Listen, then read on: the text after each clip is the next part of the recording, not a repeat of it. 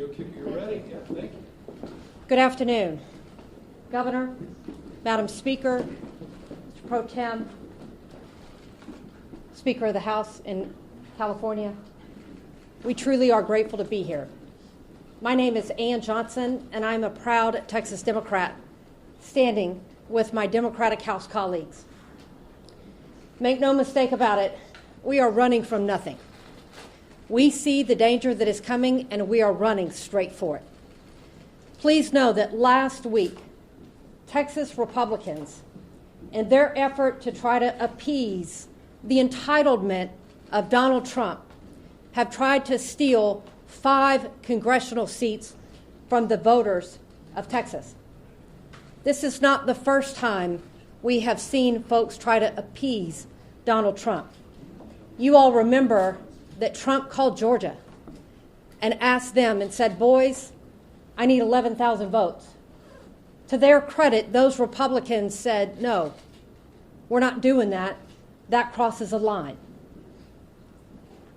When Trump called Governor Greg Abbott and Texas Republicans and said, boys, I need you to steal 5 seats, they said, does July work for you? Well, it does not work for us as Texas Democrats, because we recognize that this is not just about Texas. This is about ensuring that the voters get to determine the outcome of their next election. We are now facing threats. The threat that we're going to lose our jobs, the threat of financial ruin, the threat that we be hunted down as our colleagues sit on their hands and remain silent as we all get personal threats to our lives. When people show you that they are more concerned with keeping the job than doing the job, you know that they are not worthy of public service. We as Democrats are standing up to ensure that the voices of every voter is lifted up in this next election cycle and that the next election is not stolen from them. Please know that we do not take lightly where we are with today's climate and the threat that the FBI come to get us.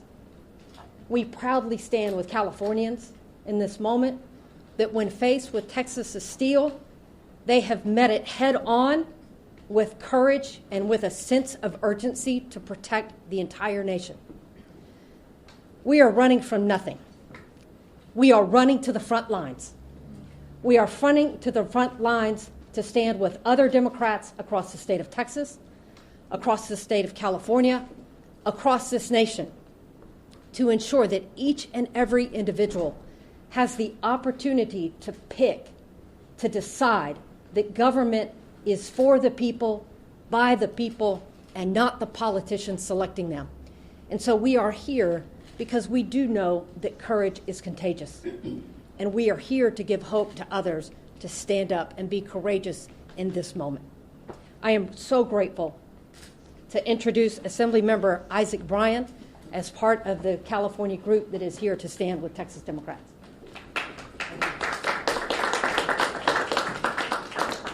Thank you all for being here. I want to thank Representative Johnson and all of the members of the Texas delegation for their bravery and their courage. They are the example of what it means to be the best of America, the best of Texas. And we have your back here in California. I want to thank Governor Gavin Newsom for stepping into this moment with so much courage and so much strength. It takes a certain type of fortitude to stand up and say very plainly that we have had enough. We've had enough. I want to thank Speaker Robert Rivas for guiding the State Assembly through this moment and many other challenges this year with so much dignity, so much compassion, and so much of the care that is missing out of D.C. And, of course, the same is true for Senator Mike McGuire, our pro tem in the Senate. Here in California, we recognize our responsibility to the 1 in 8 Americans who call California home, but we also recognize our responsibility to the country. That is why we pay over $80 billion in federal taxes that we don't get back. It's why we export food to every corner of this nation. It's why we export culture and storytelling. It's why we host students from around the country at the #1 public university in the world, UCLA. Oh.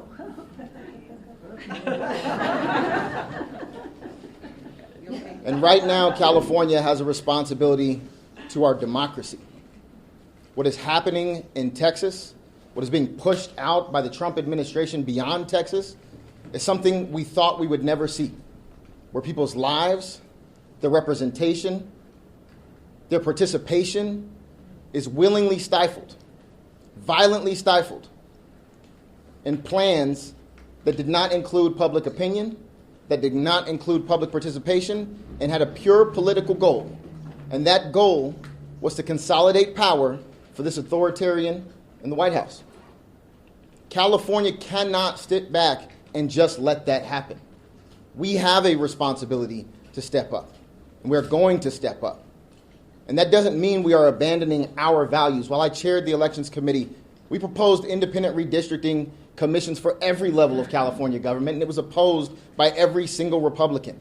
We updated the Fair Max Act. It was opposed by every single Republican. We are not doing away with the independent commission that we establish every single decade, but we are meeting this moment because this is not a turn the other cheek moment while they continue to send blow after blow to the foundations of democracy. Where I'm from in Los Angeles, when they go low, we squabble up. I had the great pleasure of seeing John Lewis several times before he passed away. And he always said the same thing in every single room I was in with him. He said, if you see something that is not right, that is not fair, that is not just, you have a moral responsibility to do something about it. And that is what has brought us here today. And I have the great privilege of introducing the chair of the Senate Elections Committee, my colleague and my friend, Sabrina Cervantes.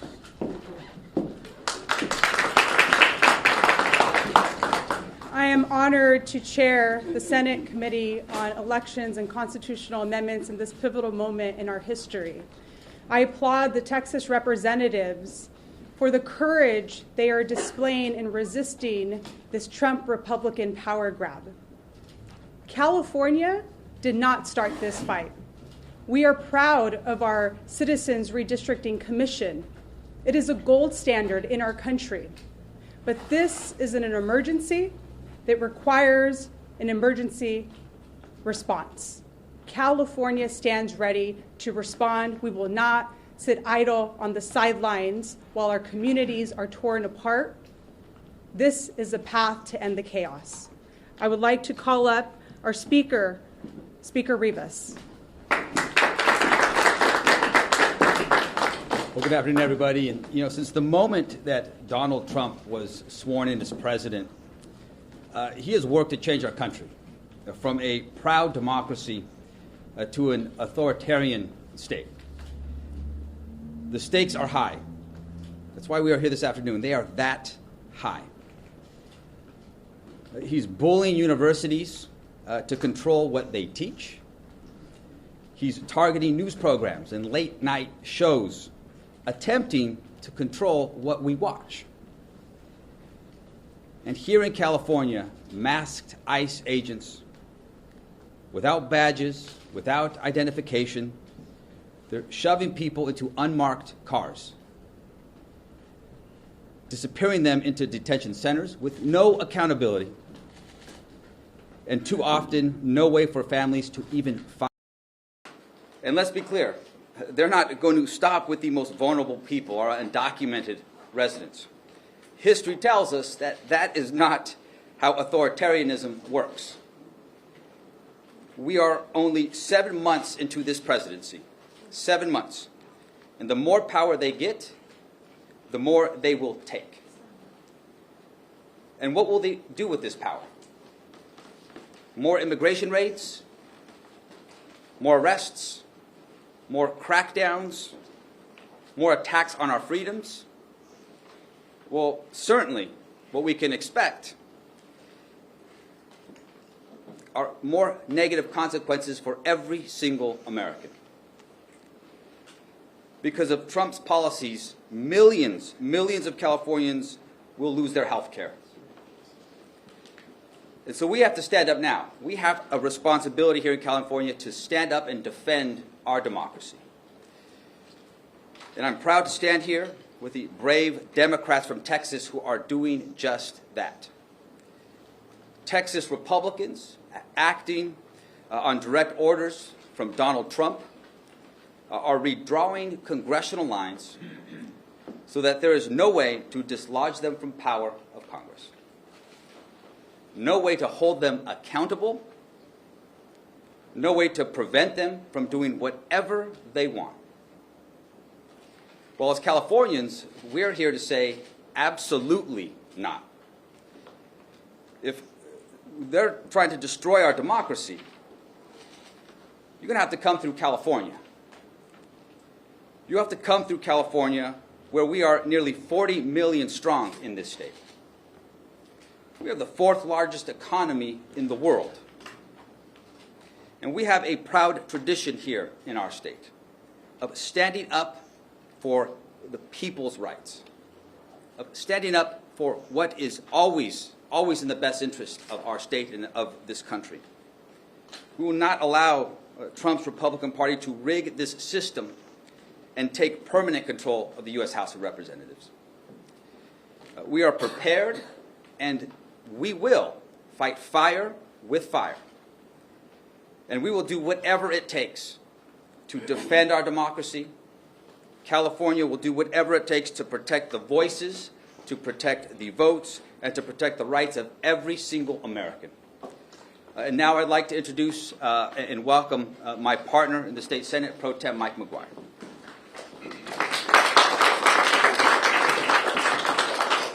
Good afternoon. Thank you all for being here. I want to take a moment to say thank you so much to Speaker Rivas. I'd like to acknowledge California's governor, thank him for his leadership, being so bold on this issue. We are incredibly grateful. The defender of democracy is here today, and that's Nancy Pelosi. We are incredibly grateful for your incredible work and legacy on behalf of all Americans. Zoe Lofgren, who chairs California Democrats on behalf of the California Democratic Caucus in Congress, thank you so much to our caucus chair, Monique Mamone, to our chair of elections, Ms. Cervantes, to the assembly members, and to the patriots. The patriots who are here on the front lines of democracy, risking their health and safety. These leaders from the great state of Texas, we owe them a great debt of gratitude. When I was 19 years old, I took California's oath of office for the first time. And never in my life has the duty to defend the Constitution of the state of California and the Constitution of the United States of America been more critical than it is here and now. The future of this great nation, the future of our democracy, is hanging by a thread. And today we are at a flashpoint set by President Donald Trump and Texas Republicans who see the writing on the wall. Because if their draconian legislative actions were to take place, they've seen the same polls we have, they're not going to win the midterms in swing seats. So what do they have to do? They have to cheat to win. Here's what we know. We know what the American people want right here and right now. They want lower prices for families, not expensive tariff taxes. That's costing American consumers hundreds of billions of dollars and devastating California's economy. People want cancer research that save lives, not golden ballrooms that stroke egos. People want a government that trusts trained scientists in real numbers, not secret police who literally are snatching innocent people off the streets of this state. Take a moment to think about this for a second. They're taking innocent people off the streets of our communities and shove them into moving vans. People want their health care. They don't want tax cuts for billionaires. So in order to win, Donald Trump has to cheat. And they've come up with this cynical ploy in Texas to be able to redraw congressional maps, to silence working voters, to silence Latino and black voters, and to prop up an authoritarian presidency that is rotten to its core. All of us here, we've taken that same oath of office, and I don't mean to get emotional about it, but it's incredibly personal to each and every one of us. And that's why if Texas moves forward with this action, California has to be prepared to respond. It is our sacred responsibility to California, to our country, And we know that there is no bottom to Trump's dystopian plan. I'm firm in my belief that if the legislature puts a redistricting initiative on the ballot, I believe the people of the Golden State will do the right thing. I trust the voters of California more than I would ever trust Trump and his lackeys in Texas. You know, I've heard it mentioned before. 2 wrongs don't make a right.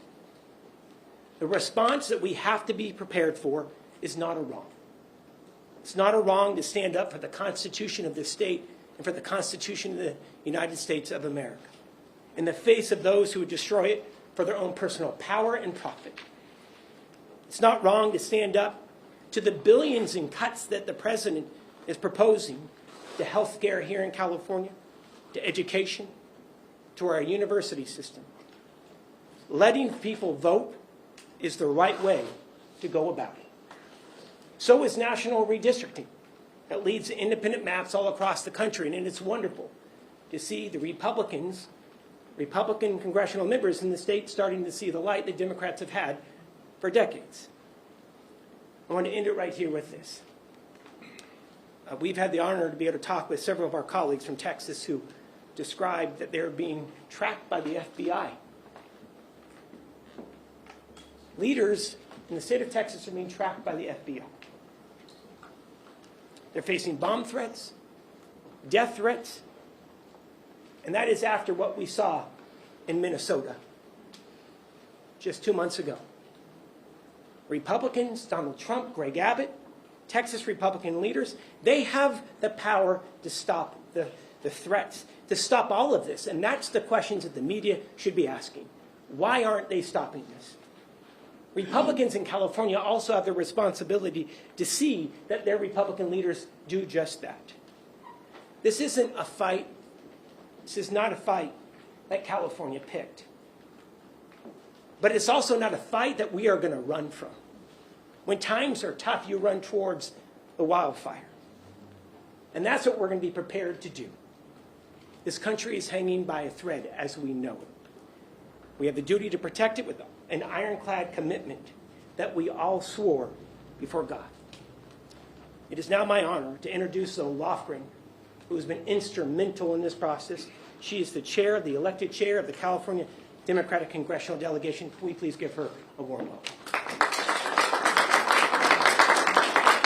Well, thank you very much, Mike. You know, the California Democratic Delegation has been long in favor of independent citizens commission. In fact, the commission drew our lines. We are not allowed to give them any input, and that was fine with us. I am the author of a bill in the House to require independent commissions in every state. And when Democrats were in the majority, and we had Ms. Pelosi as our speaker, we passed a bill that included independent commissions in every state. We did not get a single Republican vote for that, and the Republicans blocked it in the U.S. Senate. So we're not here trying to change or rig the system. We're here because Donald Trump and his Republican cohorts are trying to rig the system. They know that what they've done to the American people is deeply unpopular. They know that because of what they've done, stripping health care for more than 17 million Americans, to give tax cuts to billionaires, hurting California by increasing pollution, by stripping education funds, by stripping nutrition programs from the needy. That is very unpopular, and we cannot allow these elections to be rigged without a response. Now, the Democrats in California are happy with all our districts just as they are, but when we saw that Texas was going to create the most segregated map in Texas since the 60s to eliminate all of the minority districts that they could, so that they could create 5 Republican districts, we said, could we create a map that eliminated 5 Republican districts, but that was true to the Voting Rights Act? And we found that we could. And so as we went through the details of the possibilities, I'm happy to report that every single member of the California delegation is willing to support a plan to do that. We cannot stand here. We cannot stand here and just shrug as Trump and the Republicans try and rig the rules so they can avoid responsibility for the damage that they have done to this country. We need a break on them, and we can get it in the midterm elections. I'll tell you, when we were in the majority, we didn't strip health care from Americans. We provided health care with the Affordable Care Act. And the mastermind of that is someone I'd like to introduce next, the most effective speaker in the history of the United States, Nancy Pelosi. Thank you very much, Zoe. I think it's very clear from listening to our presenters so far that the Republicans are acting because they have bankruptcy of ideas. They have no winning ideas to present to the American people, and they cannot defend their actions legitimately. So they're trying to do it and rig it illegitimately. I want to thank our governor for his leadership, his persistence in protecting and defending our Constitution and our democracy. Thank you, Governor Newsom. It's an honor to be here with the Speaker of the Assembly and the President Pro Tem of the Senate of our legislature and hear their clear message about what this means to California, but more importantly, to our country. And I join them in welcoming the courageous members of the Texas delegation who are here. We thank you not only for your courage, but for your patriotism. For your patriotism. I've said to you before, at the beginning of our country, Thomas Paine said, the times have found us. Times found them to form a new country, to write a constitution, and the rest, thank God they made it amendable. And now the times found Lincoln, then found Lincoln to save that country, the unity of that country. And now the times have found all of us, and especially our Texas delegation, to save our Constitution. I'm from Maryland originally, and I'm very proud that the national anthem was written there. And my favorite line in the anthem is, proof through the night that our flag was still there. We have a responsibility to prove through the night of this Trump administration, the darkness of it all, that our flag is still there with liberty and justice for all. And that is what I'm so proud of the leadership of all of our California delegation in Congress, but also our state legislature as well. Zoe Lofgren has led the way as the leader of our House Democrats from California in the unity that she mentioned about our delegation.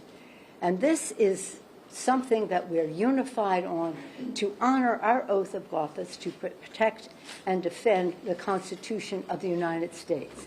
The president has paved over the Rose Garden. He's paved over freedom of speech. He's paved over freedom of education. The list goes on and on. Independent judiciary, rule of law, pave it over. But we will not let he's gone too far. We will not let him pave over free and fair elections in our country, starting with what he's trying to do in Texas, countering that. So this isn't two wrongs, or as was mentioned. It's not a wrong in what we're doing. This is self-defense for our democracy. They have hit out at our democracy, and we are here to defend it.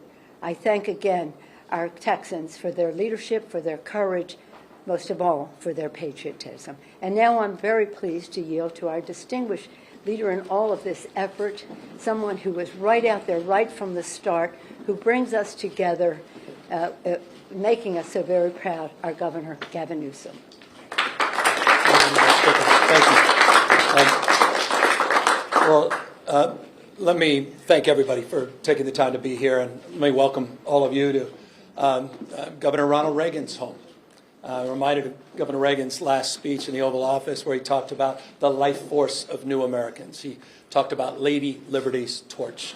And here we are, fast forward decades later, appropriately with a portrait of Ronald Reagan looking down on the President of the United States of America, Donald Trump, who's trying to light a torch on democracy. He's trying to roll back the last half century, wants to put America in reverse on LGBT rights, on voting rights, civil rights, on the rights of women and girls. We're here in that light at this profound and consequential moment. And we're here with 6 courageous leaders, as they've been described, from the Texas delegation. It is my privilege to have had now 2 delegations visit from Texas. And it's my honor to welcome all of you and to thank you for your courage. Thank you for faith and devotion to the cause that unites all of us across this country, regardless of party. And that are the enduring principles of our founding fathers. You know, we talked about the 249th anniversary of those principles. Next year we'll celebrate the 250th anniversary of those enduring principles, the best of the Roman Republic and Greek democracy, a system of co-equal branches of government. This notion of a system of checks and balances, popular sovereignty, all of that on the line, all of that at risk. And so I'm very sober and mindful of this moment. And as a consequence, we have taken our relationship to this moment very, very seriously. Had it not been for the courage of the Democratic representatives from Texas to stand tall and to stand up, to walk out, as is their right, as old a principle as American pie, the ability for a minority to walk out when it comes to the abuses of a majority. And they did just that to elevate not just their voices as representatives, but to elevate our voices, to call out the consequential nature of what's happening. What's happening in the United States of America is not normal. We cannot allow this to be considered normal. Please don't say it's surprising. When you say something is no longer surprising, you normalize it. This is shocking, what's happened. You heard Representative Johnson say it very powerfully and very clearly. And what more evidence did you need? You saw this take shape after Donald Trump tried to wreck the democracy after January 6th, where he dialed for 12,000 votes in Georgia. By a courageous leadership, regardless of party, that stood up against that tyranny. Now he's dialing up for seats. He called Greg Abbott, who doesn't have the courage, doesn't have the backbone, doesn't have the consciousness of the consequences of his action. And he has rolled over and he said, yes, sir, and they're trying to dial now for new seats for precisely the reason that Speaker Pelosi and others have represented. They will lose in the midterms. He knows it. Why else would he make that phone call? His agenda's failing. His presidency is failing. He knows the headwinds in a midterm. He's dialing for seats. Not only did he dial for 5 seats in Texas, he just sent his vice president, the vice president of the United States, not to console those 137 families whose lives were torn asunder because they lost loved ones to the floods. By the way, 3 members of my community in Marin County, Mark and Sarah and Johnny Walker, 14 years old, died in the flood. Mark, 50 years old. Sarah, same age. Family, friends. We were at their memorial yesterday. Vice President come to console the family members of the lives lost. He went to Indiana to continue to try to rig the election. You have a special election in Texas. You'd think that's all they'd be focused on. 37 kids dying in those floods. But they're focused on this, a power grab.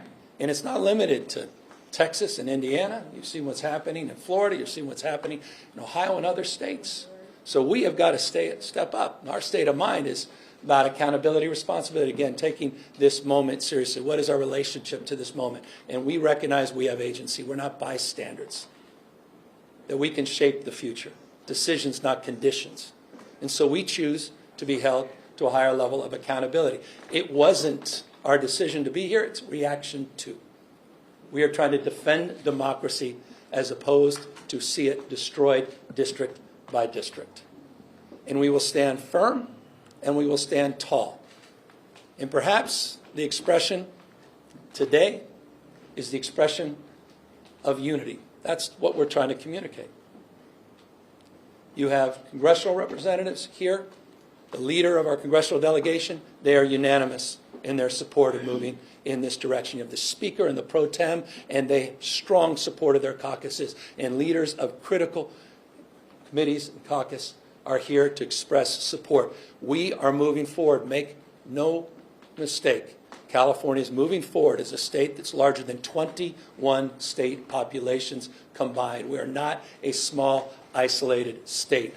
State larger than 21 populations combined. We tried to play by a higher set of standards and rules with our independent redistricting, and we believe in that.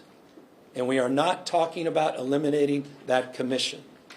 We are talking about emergency measures to respond to what's happening in Texas, and we will nullify what happens in Texas. We will pick up 5 seats with the consent of the people, and that's the difference between the approach we're taking and the approach they're taking. We're doing it on a temporary basis.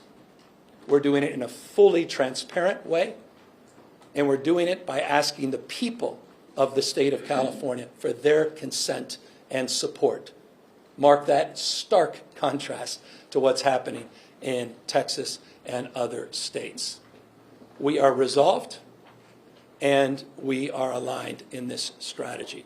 And I'm deeply, in closing, grateful for the leadership that's assembled here today. In unprecedented time, required an unprecedented approach, an unprecedented leadership to build the kind of consensus that we believe we have.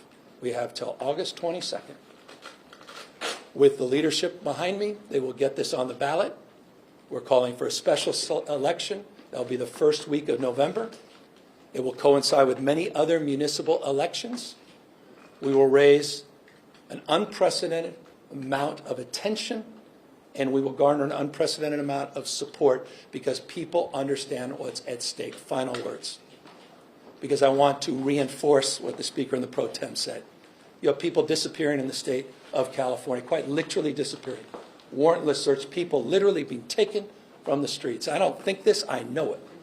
16-year-old kid whose mom and dad working 20 years at the same packing facility, 16-year-old didn't even know how to get back into his own home because mom and dad disappeared going to work.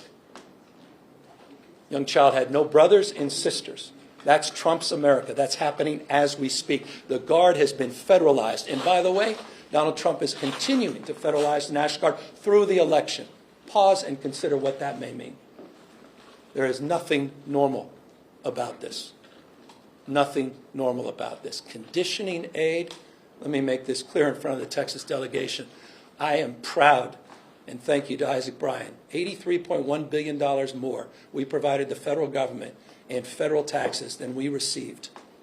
Texas, for whatever reason, for its success and how Texas does punch above its weight, received $71.1 billion more from the federal government they received. But I'll tell you what, as a taxpayer, as governor of California, I am proud to stand tall to help them recover from these floods. No conditions, no politics. We're all in this together. I was proud to send search and rescue teams to support the recovery of those floods. That's my responsibility. That's what it's like to be a member of a community. We're all in this together. The idea that we're even conditioning aid and allowing that conversation to persist, that's what's at stake with this conversation. It's not about lines, it's about drawing a line, and it's all about elevating a deeper consciousness of the line that Donald Trump continues to cross. It's not about him playing by a different set of rules. There are no rules for Donald Trump. This is a serious moment in American history. And so we are here to meet this moment head on.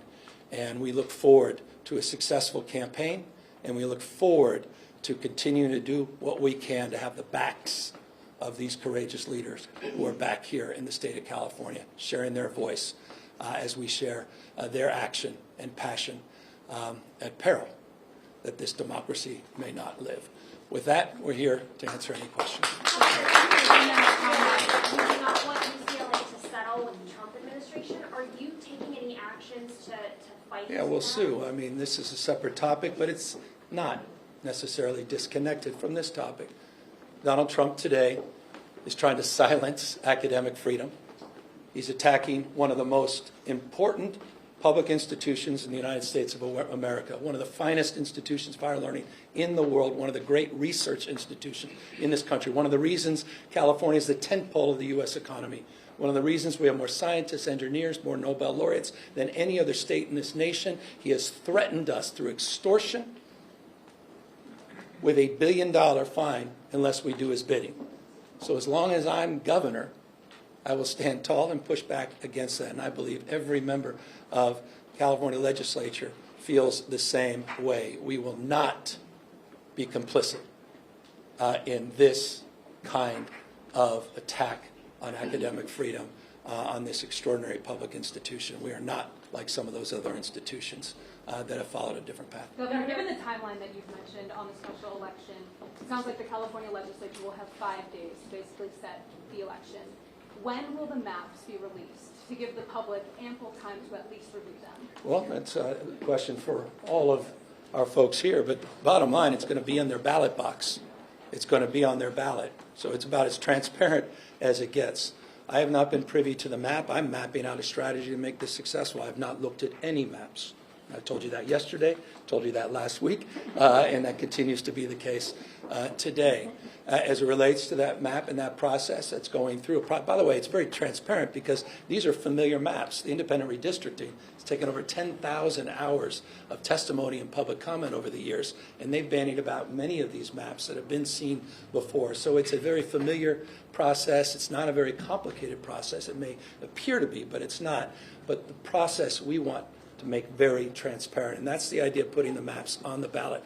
And that was something for me was a red line, and it's something that I think is foundational in terms of this effort. So does it not matter what people think in the 5 days that the legislature has the time? I mean, this is for really legislative leaders. It's 5 days and adequate enough time for the public to review what you will present to them on the ballot. So I can tell you this, Ashley, that maps we anticipate will be available next week. Our work began with the work that was already done, as the governor just mentioned, by our independent redistricting commission. Once these maps are released, voters will have the opportunity to digest these maps, review them for weeks and months leading to this election. If there is another state with a more transparent process where voters will get the ultimate say in these new maps, please let me know what it is, or if there's a state doing it, because we are going above and beyond to ensure that, one, we are protecting the Voting Rights Act, and that we are sending the voices of our most vulnerable to Washington, D.C. But when it comes to the maps, we anticipate these maps to be available next week. Governor, I have a question.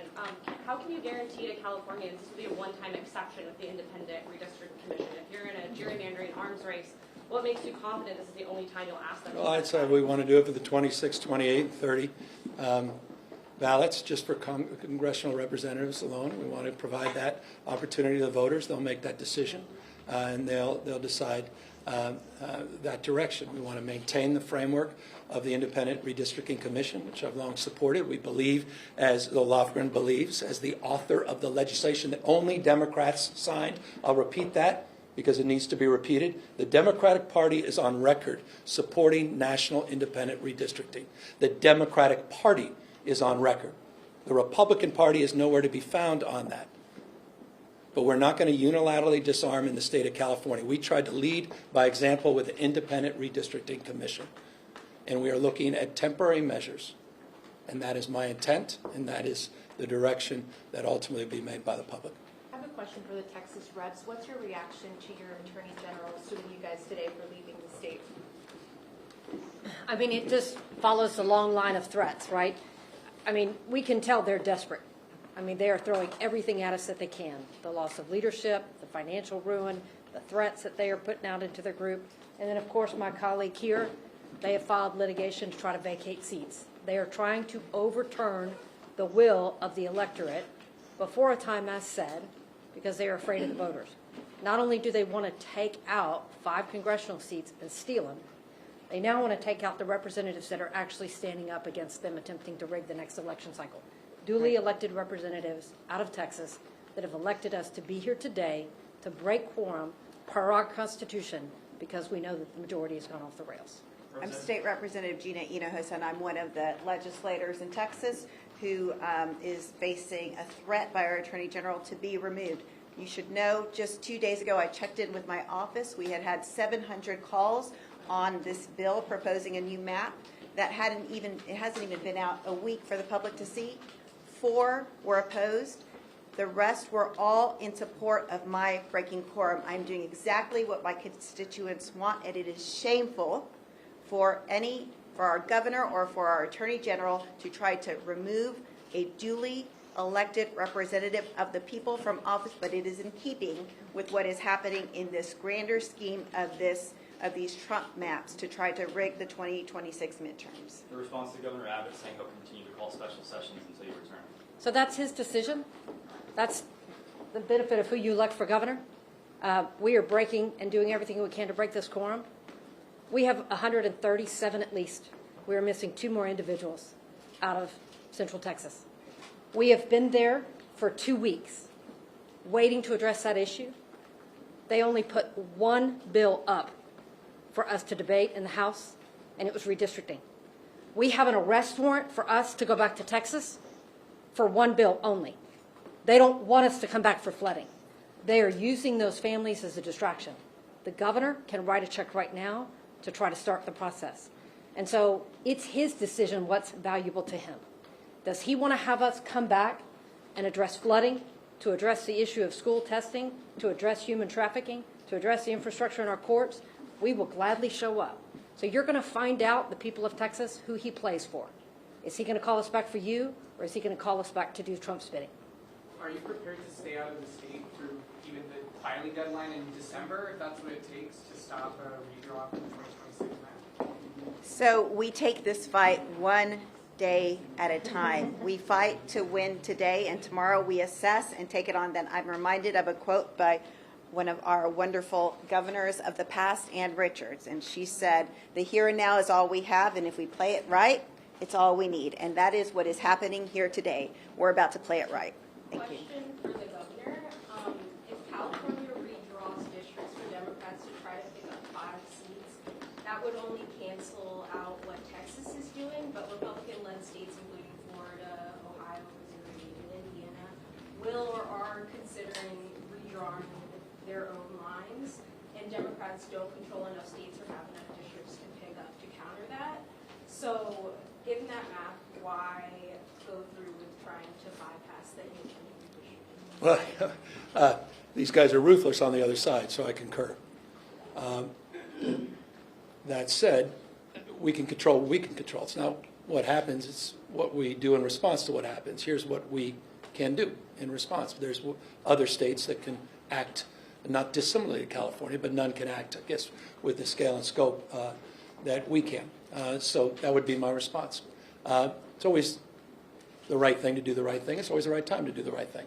And our response is what we can control, and we can encourage others through the power of emulation to consider the approach that we've taken based upon their unique circumstances. Most states don't have independent redistricting. Many states have supermajorities in their legislature. There are a number of other states, as you know, that are considering democratically led states and not just Republican-led states that are considering similar actions. But we're not going to unilaterally disarm. We're not going to allow them to roll us over, and at least we will have the power of expressing ourselves very powerfully that everything they did in Texas, all the fire and fury, signified nothing. That we neutralized it. We nullified that. We don't move unless they move. This is triggered. They drew first blood. We're responding to this action. And this is how we choose to respond. I hope other governors and other leaders across the country do the same. Governor, last question. In a hypothetical, if it is triggered and voters do not approve it, is there a backup plan? Is there a plan B if Texas moves? I think the voters will approve it. I think the voters understand what's at stake. Look, I'm not naive. We live in the most un-Trump state in America. And I think people understand, boy, do they understand, intimately understand what's at stake with Donald Trump. What more evidence you need today, a couple days ago, with a Penske truck where people just jumped out, racially profiling people. Look at what just happened, UCLA. What more evidence do we need? And so I think I have all the confidence in the world, the wisdom of the voters of this great state. And I'm not just talking about Democrats. I'm not just talking about independents. We believe in independent redistricting. That will be on the ballot. We believe it should be nationalized. That will be on the ballot. We have the opportunity to send a message enough, and I believe Republicans, not just Democrats and independents, will meet that call, and we will overwhelmingly support this change. Thank you. We're out of time. 6 months ago. Thank you. Press, please hold.